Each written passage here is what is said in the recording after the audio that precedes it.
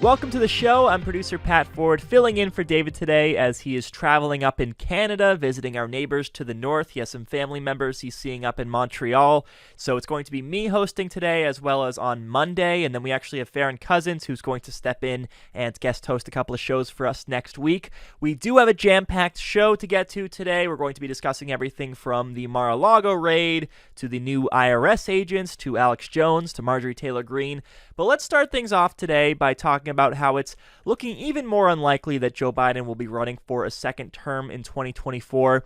Now, even back when Biden was campaigning in 2020, I thought that Biden is just going to be a one-term president if he wins. He's convinced himself that he is the best shot at defeating Donald Trump and getting our country back on a path to normalcy. So he'll win his one term, he'll accomplish whatever he can, and then he'll step aside and let someone else take over. And the real reason is his age, right? Biden would be 82 by the time that he's sworn in for a second term, and 86 by the time he'd leave office after 8 years.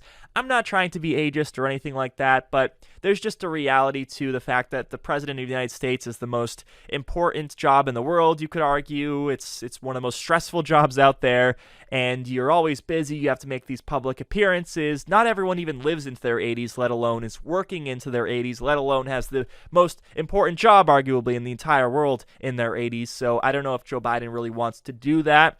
And over the past couple of years, whenever a reporter has asked about Biden running again for a second term, the White House's position has always been that Biden intends to run, but they never make the full-on commitment, leaving them plenty of room to backtrack if they decide that, he's not really going to be doing this. The one time that Kamala Harris overstepped and said that he is going to be running, her office had to step back the statement the next day. Well, now we're hearing from Democratic Representative Carolyn Maloney, who represents part of New York City, that off the record, Joe Biden is not running for president again. Maloney was speaking to the New York Times editorial board, and the exchange went like this. New York Times' Eleanor Randolph said, quote, "Should President Biden run again?" Maloney said, off the record, he's not running again. New York Times' Jyoti Thotman, definitely mispronouncing that, said, not off the record, on the record. Maloney said, on the record, no, he should not run again. So there was a bit of confusion about this on the record versus off the record thing. Both the reporter and the interviewee are supposed to confirm and agree that something is off the record before it's truly off the record, which you can see didn't happen here in this exchange.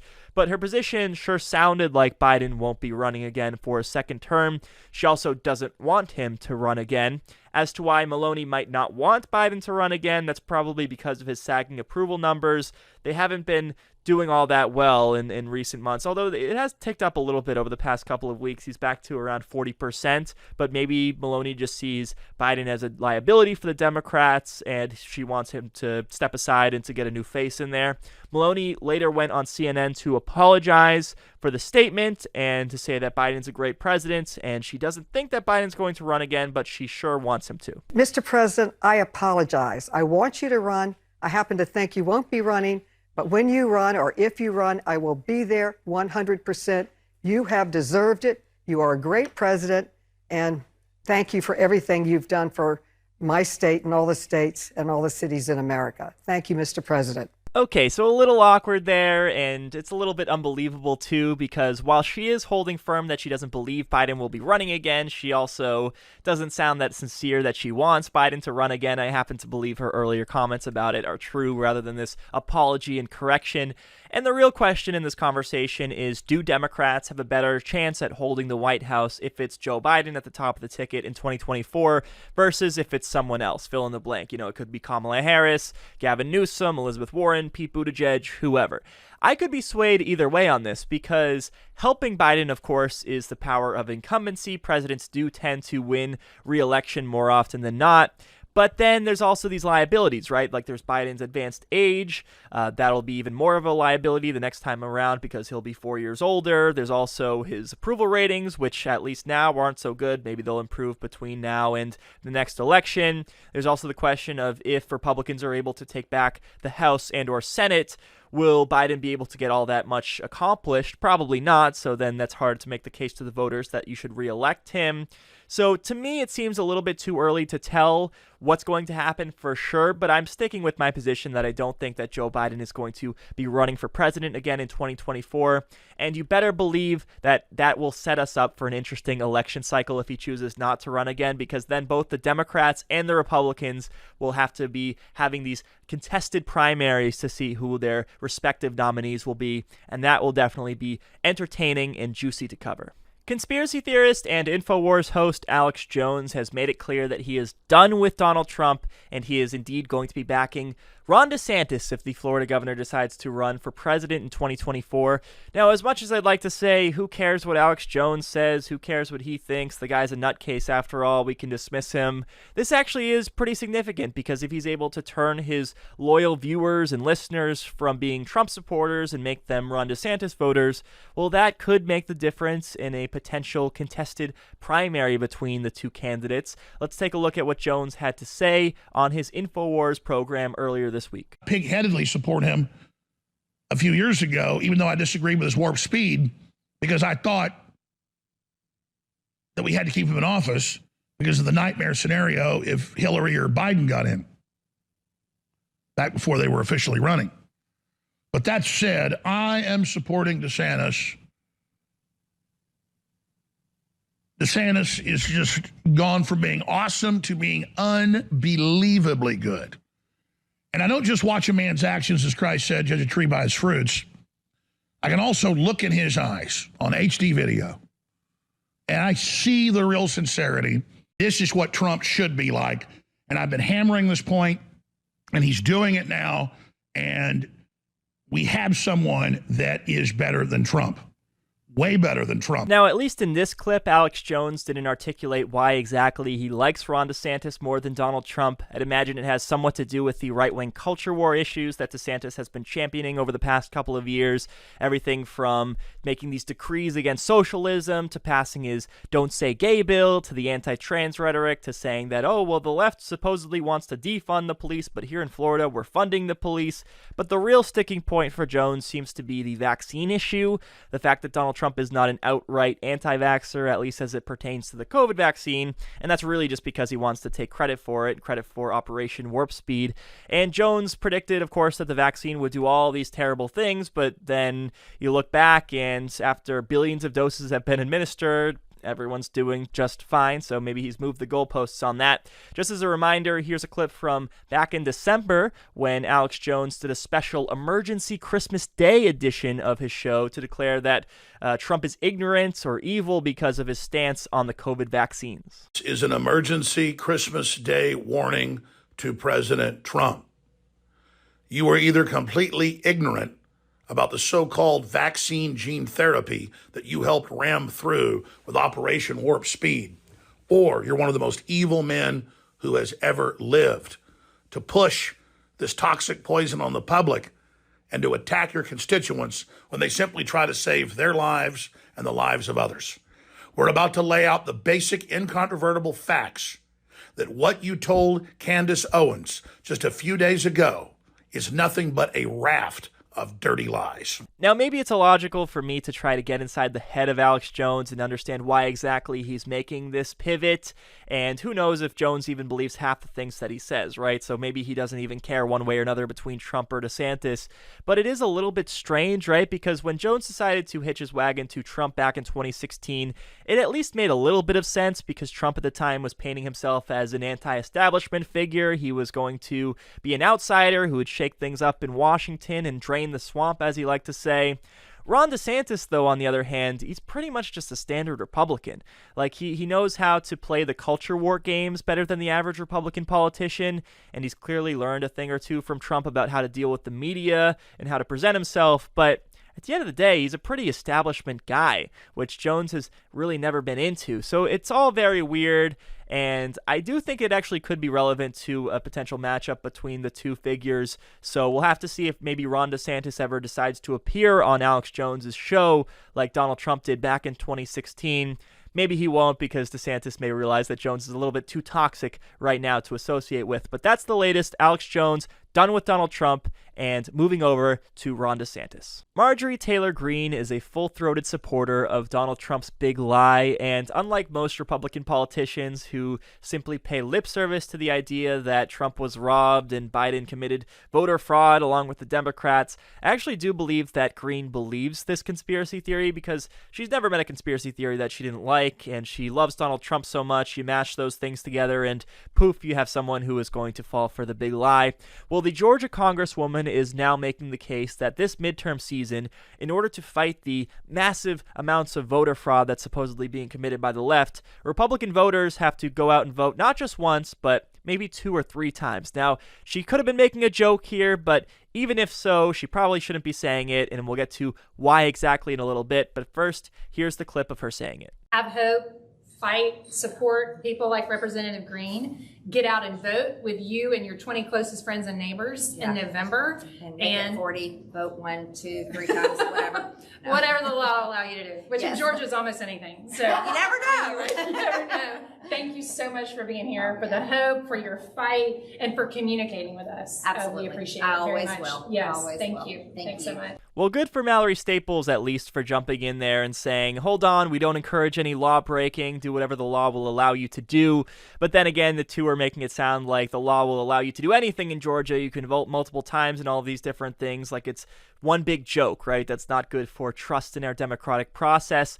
Now, this reminds me of the 2020 election during the presidential campaign when Donald Trump went to North Carolina and he told people to submit an absentee ballot and then also to go to the polls in person and try to vote that way, which, yes, is very much a crime. That would be voting twice, and that's actual voter fraud, which you can't get away with. It was arguably a crime for Donald Trump to encourage this as well, but surprise, surprise, he didn't face any consequences for it. 600,000 people could vote by absentee in this state. I don't like that. Are you confident in that system? Well, they'll go out and they'll vote, and they're going to have to go and check their vote by going to the poll and voting that way, because if it tabulates, then they won't be able to do that.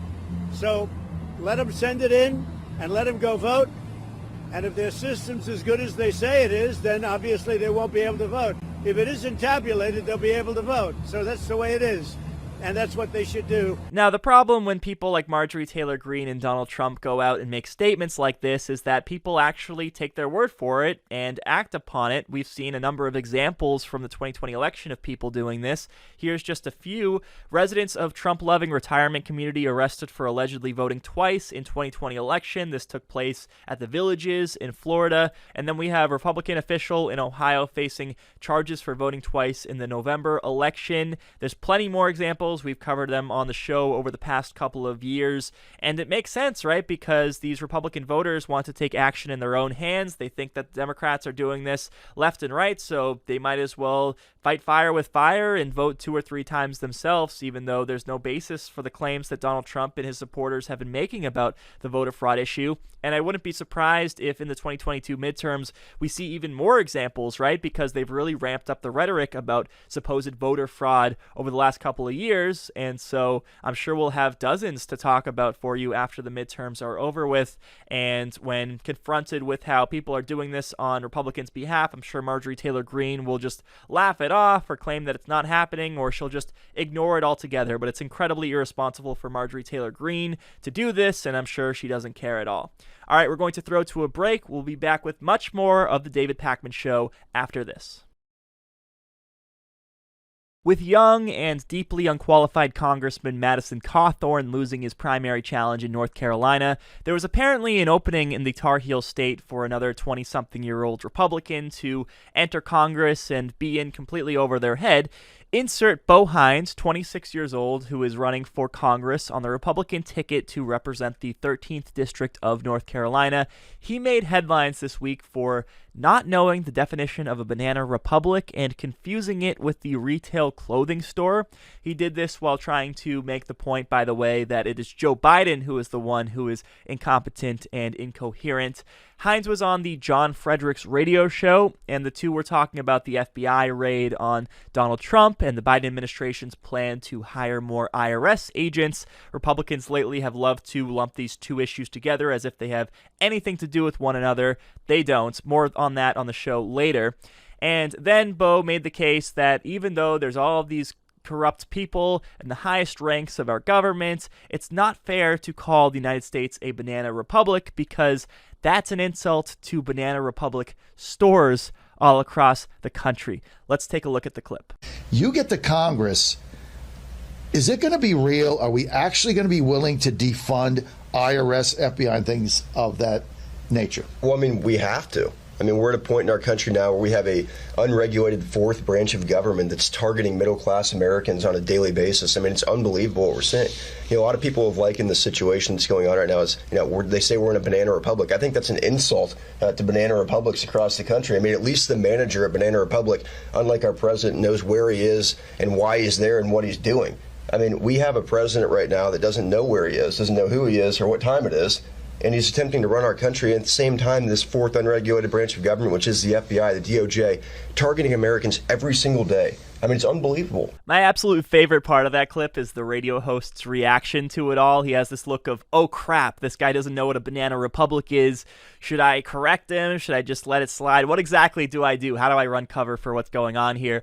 Now, the campaign is in damage control mode. They're trying to say that this was all just a joke, even though there was no laugh or smile or indication at all that what he was saying was in jest. Rob Burgess, his senior advisor, said in response, "It's clear now that the American people can understand a joke to the ever-growing list of things Democrats simply can't comprehend, alongside the economy, public safety, education, and foreign policy, just to name a few." So he's trying to brush it off as just a joke before quickly transitioning to these other topics, which I actually have to give Burgess credit for because these are actual issues facing the country. It's not just the typical culture war nonsense that the right loves to talk about these days. So definitely this is a funny story, but it actually serves as a reminder to maybe retire the term banana republic because it is often used as a pejorative against Latin American countries. It describes a small country that's politically and economically unstable and relies too much on exporting natural resources. The term was actually coined to describe countries that were being exploited by American companies like the United Fruit Company, which is now Chiquita Brands, which was a state-favored monopoly that exploited Latin American workers for profit for many years. Maybe once we retire the term, only the retail store will be left with the name Banana Republic, and then Bo Hines will be vindicated. He'll be correct if he ever tries to make this a statement again. We'll follow up on this race because Hines is up against Democrat Wiley Nickel, and the contest is seen as a toss-up, maybe a slight edge to Hines, but it's definitely winnable, so we'll have to see if we'll be able to win this race. The Pennsylvania Senate race is one of the most interesting elections this midterm cycle, as it presents Democrats with an opportunity to pick up a seat in the upper chamber and add to their majority. Democratic nominee John Fetterman is up against Republican Mehmet Oz, and this race was considered a toss-up just a couple of months ago, but it's now looking like Fetterman really is pulling away. The 538 average of polling has Fetterman up by 11 points, 49% to 38%. And part of this can be expected because Pennsylvania still, after all, is a blue state. Yes, they did vote for Trump in 2016. They've put people in power like Rick Santorum and Pat Toomey, but this is still blue territory, we can say. But another part of the reason is that Mehmet Oz, Dr. Oz, he really just seems to be a lot weaker of a candidate than many of us even expected. He's been painted successfully as a carpetbagger because he's from New Jersey. He's been painted as an elitist, which is also true because he has a net worth of about $100 million with 10 houses. More on that later on today's bonus show. We actually talked earlier in the week on the bonus show about his crudité video, which was filmed back in April, but it's going viral now, and John Fetterman was mocking him for it because he didn't know the name of the grocery store that he was in. He didn't know how buying vegetables works, and oftentimes the price that's listed is the price per pound versus the price per vegetable. So the Fetterman campaign was having a field day trolling him for that. Well, the Oz team is realizing that they have to make up some ground, and they've decided to go on the offense. They did so by releasing an attack ad on John Fetterman, and I don't think it's going to work out too well for them. Let's take a look at the ad.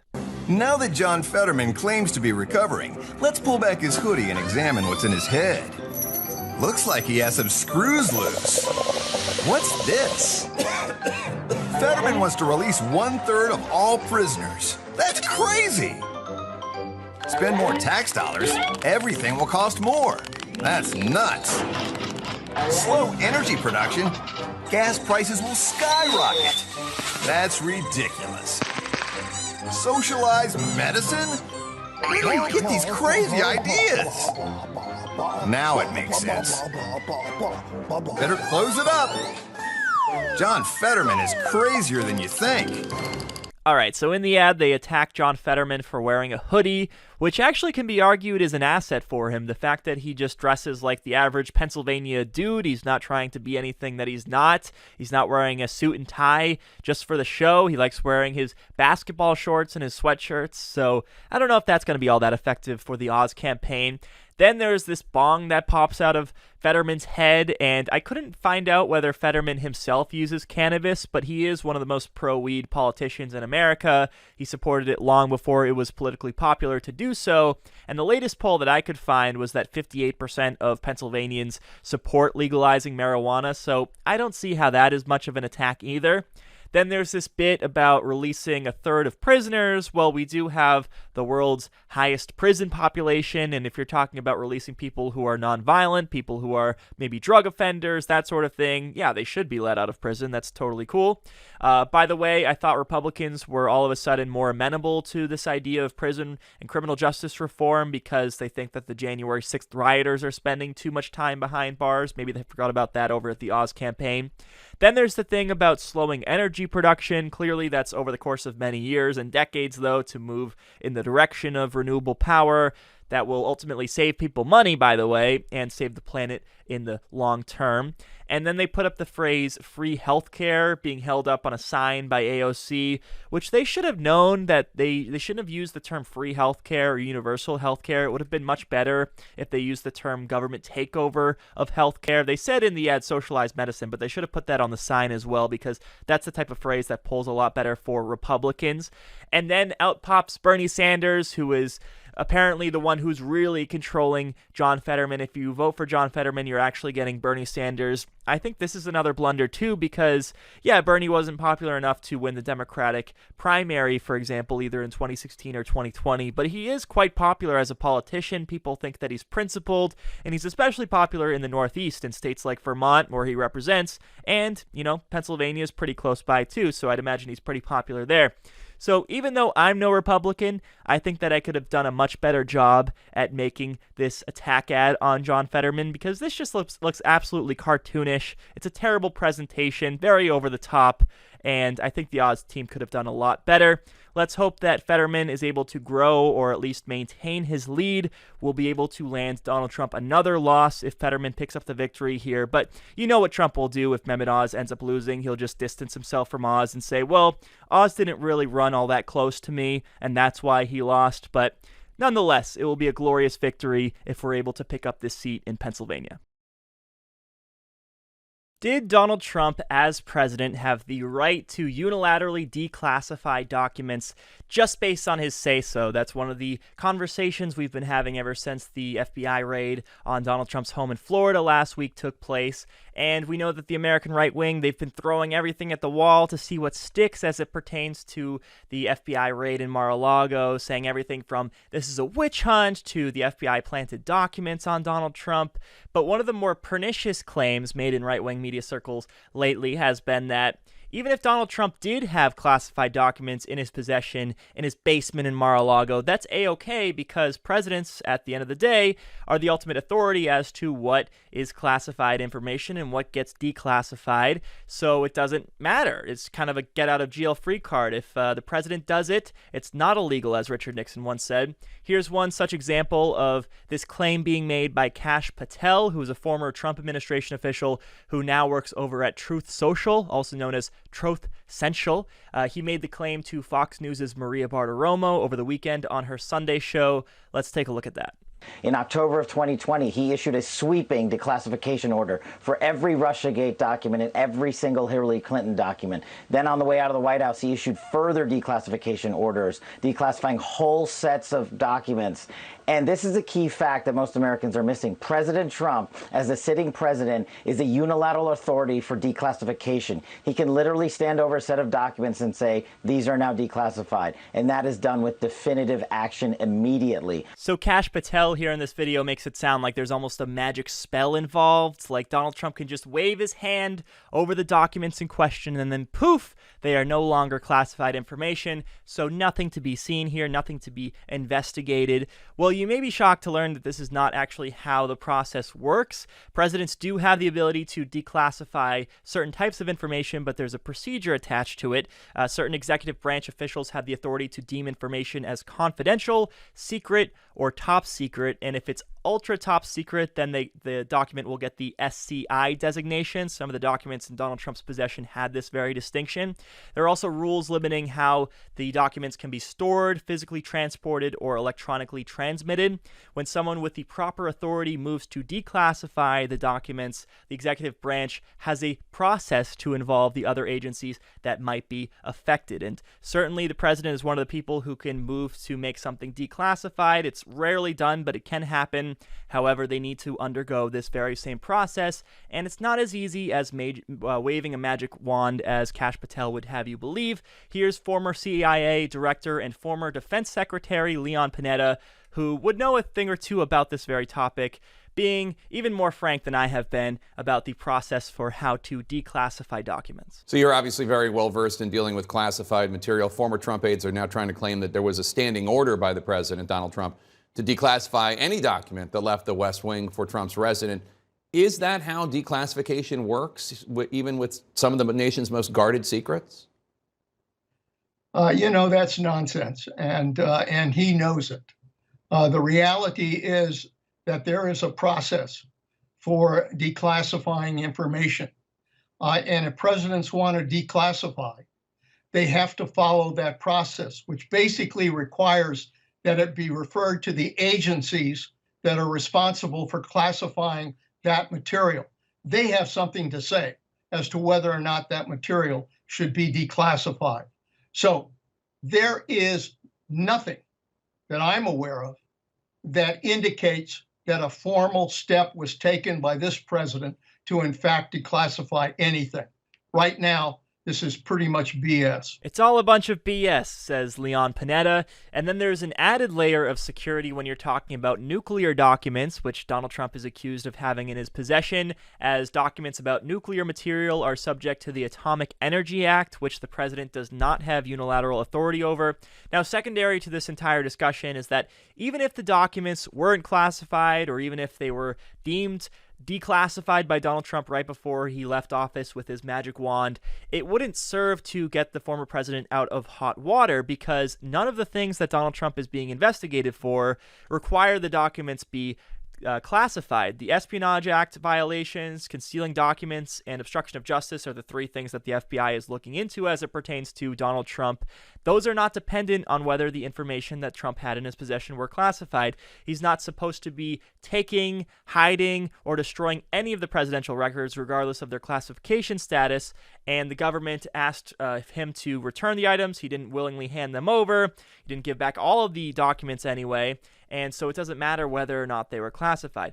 Final point on this, because the right has been talking nonstop about Hillary Clinton and her emails over the past couple of weeks. They used to say that Hillary Clinton, she could not be trusted to handle secret information, therefore she could not be president, because when she was Secretary of State, she had secret documents in her Gmail account that was being operated through a private server, and it was grossly negligent. We just can't trust her with these top secret documents. Well, if that was ever your concern, but you also now have this position that the president can just declassify whatever they want on a whim, doesn't this render the point that they were making about Hillary in 2016 completely moot? Like, why would it matter that Hillary Clinton supposedly wasn't able to be trusted with classified information if she would have the power as president to just declassify whatever she wants anyway?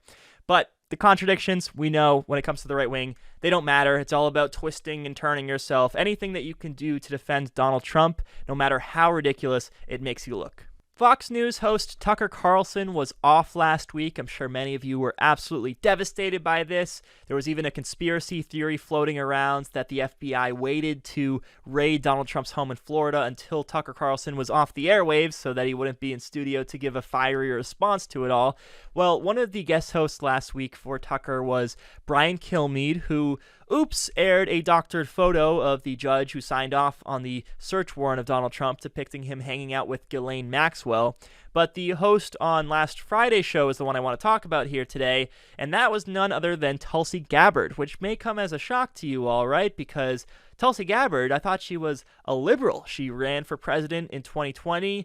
On the Democratic side, she was called even more progressive and more principled than Bernie Sanders, of all people. Well, it's not clear that she ever was those things or ever held strong ideological beliefs at all, or if she was always grifting, or as some allege that she's working for a foreign country. That's what Hillary Clinton said.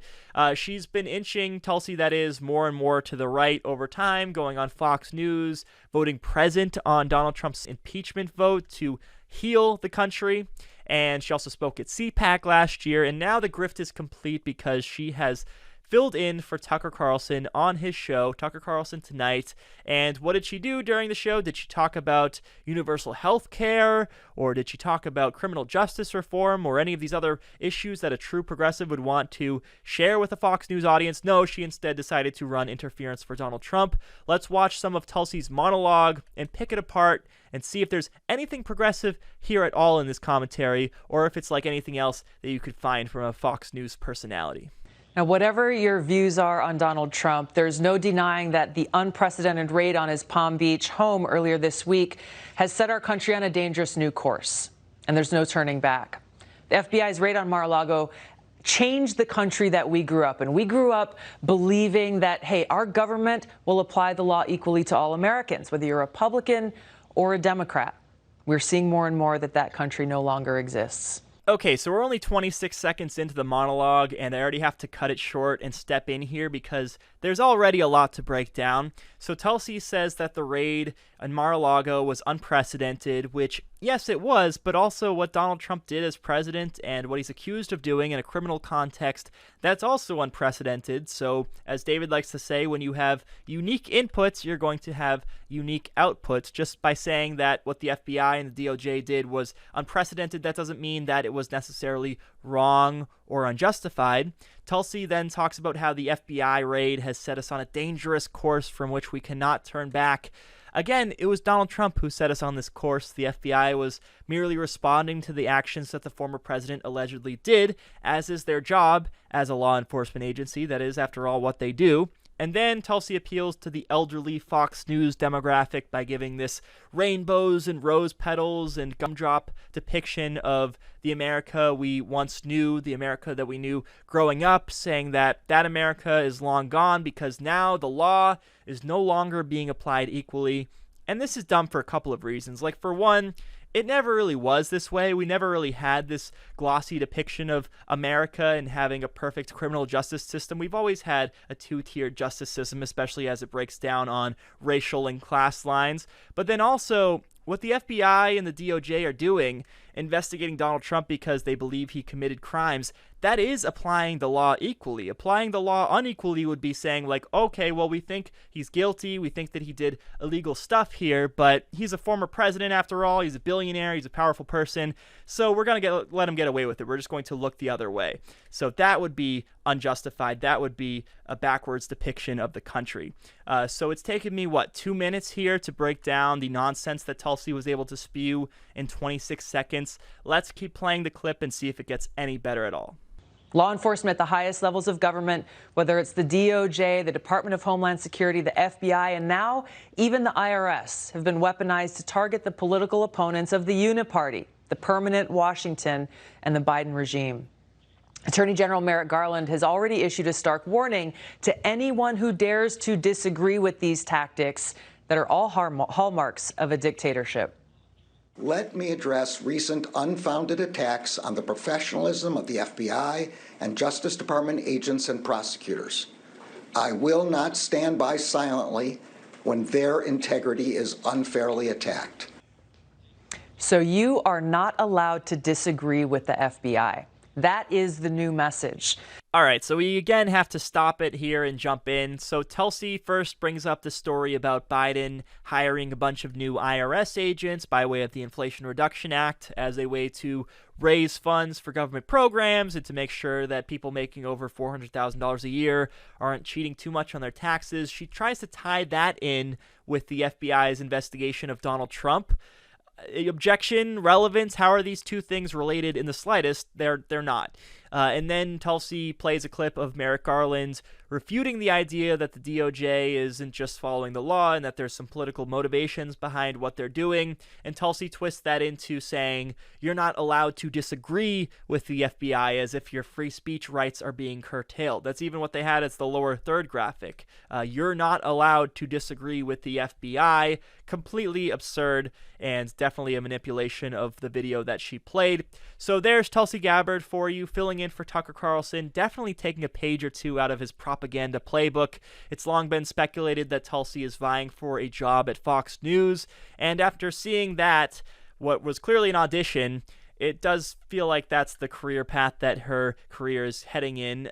When she left Congress at the beginning of last year, there was speculation as to what was next for Tulsi. I always thought it was a Fox News gig, and I'm surprised it hasn't happened yet. Maybe they just want to have her train a little bit more with these guest appearances. Maybe they're trying to find the right dollar amount for her salary. Maybe they're trying to figure out what the best time slot is for her. But I wouldn't be surprised at all if in the next 6 months, Tulsi has her own show on Fox News. We're going to go to a break. We'll be back with more of the David Pakman Show right after this. The American right wing has a number of boogeymen, but one that has withstood the test of time is the IRS, which is why many on the right now are going apoplectic over the Biden administration's plan to hire 87,000 new IRS agents with the $80 billion that they're getting from the Inflation Reduction Act as a way to beef up tax enforcement and ultimately increase revenue for the federal government. So the right, they're trying to tie in the FBI raid of Donald Trump's home with the hiring of these IRS agents as if the two things have anything to do with one another. I already showed you a clip of Tulsi Gabbard trying to connect these dots earlier in the program, but she's not the only one. We also have Florida Senator Marco Rubio, who asked, after today's raid on Mar-a-Lago, what do you think the left plans to use those 87,000 new agents for? Rick Grinnell, a former Trump administration official, tweeted, quote, the FBI raids Trump's house and the Democrats vote to add 87,000 new IRS agents to go after Americans. Wake up, America. And then we have Indiana Congressman Jim Banks, who said, if the FBI can raid the home of a former president, imagine what 87,000 more IRS agents will do to you. Well, the only connection that I can see between these two things is that they involve agencies at the federal government under the executive branch. But aside from that, it seems pretty weird to lump these two things together unless you want to fearmonger and not care about the facts. But then the rhetoric starts to get dangerous because when you hear from some of these right-wing personalities, they're trying to talk about how the Biden administration wants to not only add to the IRS force, they also want to give them new weapons. Brian Kilmeade, for example, suggested on Fox News last week that these new IRS agents are ready to hunt down and kill middle-class taxpayers with the weapons that they have. Let's take a look at the video. The so-called Inflation Reduction Act also says that $80 billion budget is for, quote, increased enforcement, operational improvements, and customer service. What kind of customer service? We don't have to wonder. Before the IRS took it down yesterday, there was a posting, watch this, on their website that listed the job requirements for a special agent's position. The major duties require agents to, quote, carry a firearm and be willing to use deadly force if necessary. A little like James Bond, but instead of hunting down evil maniacs, these agents hunt down and kill middle-class taxpayers that don't pay enough. It's Joe Biden's new army. Americans are rightfully concerned about this. Got a new poll I'll share with you. Shows 45% of the country fears the IRS will increase the number of audits. According to the CNBC, which is another business network, the second best, Financial experts are predicting the bill will spark more audits for small business owners. So what Brian Kilmeade was referring to in this clip is the IRS's Criminal Investigation Division, which is nothing new. It's been around for over 100 years. They've always had firearms training, and it's because they go after things like money laundering schemes and cybercrime and situations that could get violent or deadly. And so it makes sense for those agents to be armed, but the average IRS auditor, when undergoing a routine audit of someone, is unarmed. No surprise there. We also had Iowa Senator Chuck Grassley making this very same point that Kilmeade made. He went on Fox and Friends and said, quote, "Are they going to have a strike force that goes in with AK-15s already loaded, ready to shoot some small business person in Iowa?" So first of all, he said AK-15, which I thought wasn't a gun. I thought he was mixing up AR-15s and AK-47s. He may have mixed them up, but luckily he gets a pass because it is a gun that exists, although it's quite rare. But if he was a Democrat and the gun didn't exist, you better believe he would be raked over the coals for making a statement like that and not having an understanding of firearms. But he just barely passed the test there. But the broader point to his question is that no, he's just trying to feed into a conspiracy theory as to what the Biden administration wants to accomplish by hiring all these agents and acting like it's something nefarious or out of the ordinary.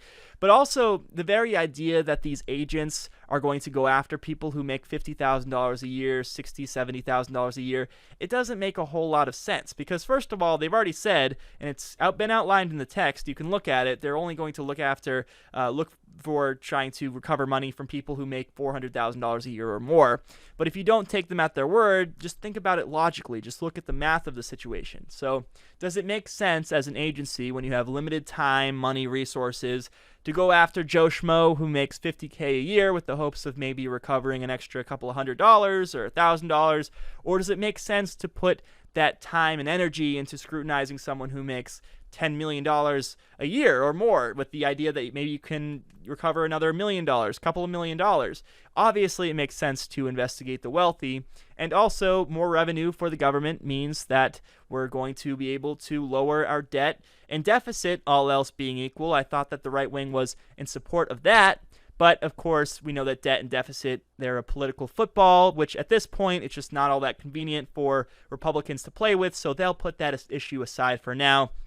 So on multiple fronts, the right-wing fear-mongering about these new IRS agents doesn't make a whole lot of sense, but it's the perfect opportunity for millionaires and billionaires, the people who are in charge over at Fox News, to convince middle-class earners that the IRS is going to come after them, so that they're opposed to the Inflation Reduction Act. They're opposed to a move like this, even though it's really not going to affect them at all. It's going to impact the big money earners, and that's exactly what Fox News and the right-wing media sphere does best. A 16-year-old pregnant girl in Florida will not be able to get an abortion because a court has decided that she is not sufficiently mature enough to decide for herself whether it's the right decision to carry the fetus to term or to get an abortion.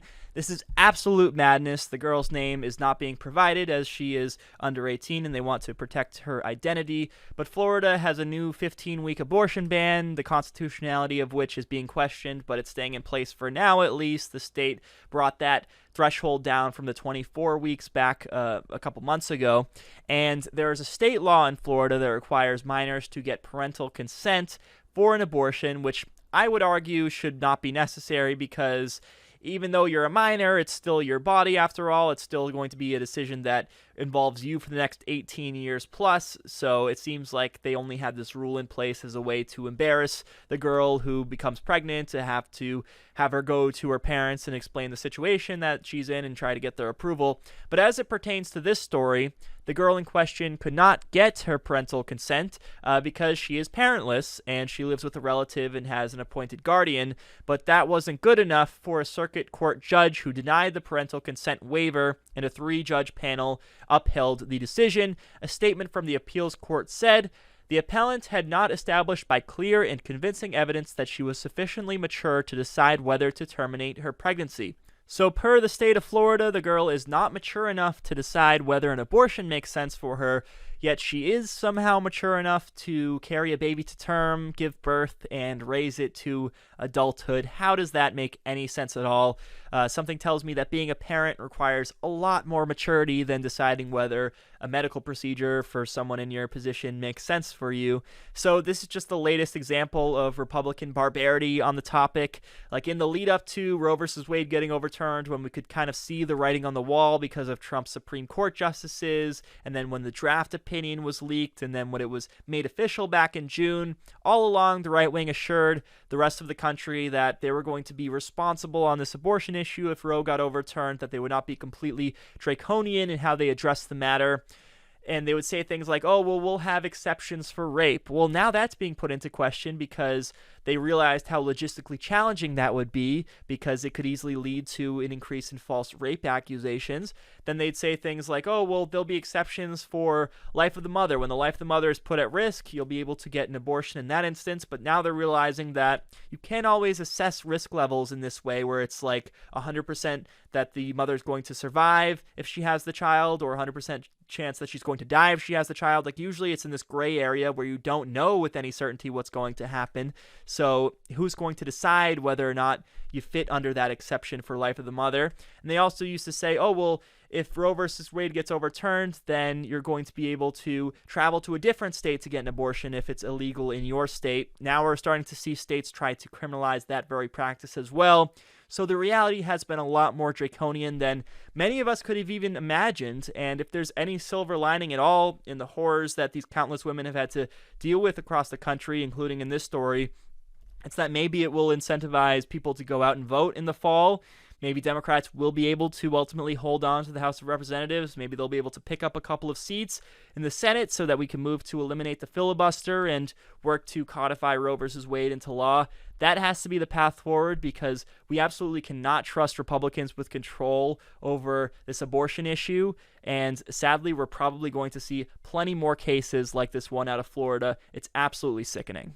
If you've been watching the show for a while, or if you're just aware of the American system of government more generally, then you'll know what gerrymandering is.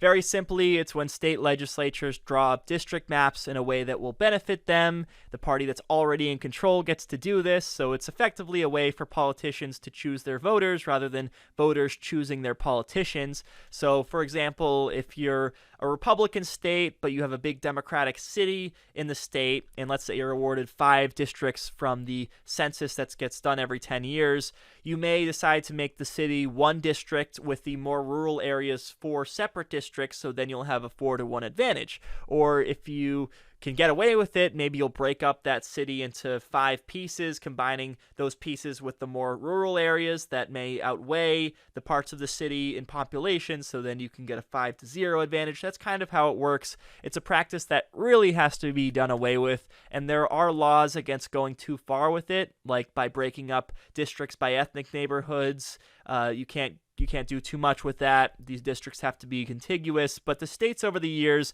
have been able to get away with quite a lot as it pertains to redistricting. Like, for example, let's take a look at this map. Here is a picture of Dan Crenshaw's oddly shaped district in the Houston area. It looks like maybe a salamander, if you can say that it resembles anything at all. So this is some pretty extreme gerrymandering here.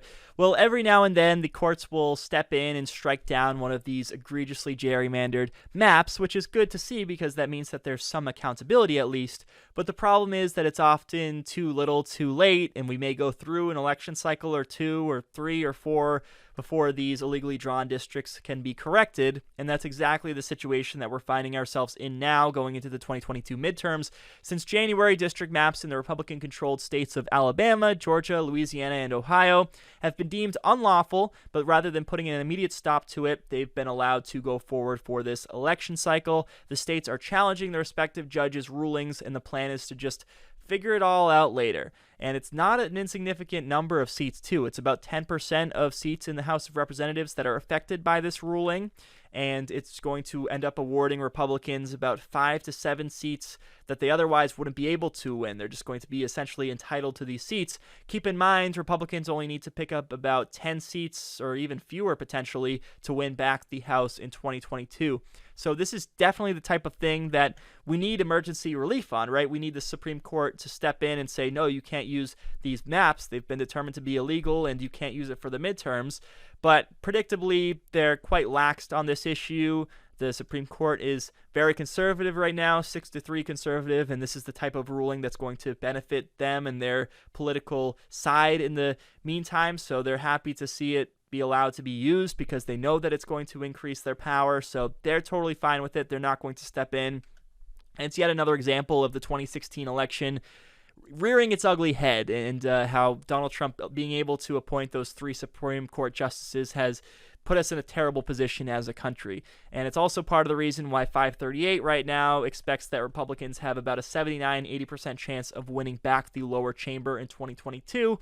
Sure, it's not just this issue, it's other things too, like we probably should have picked up more seats in the House in 2020.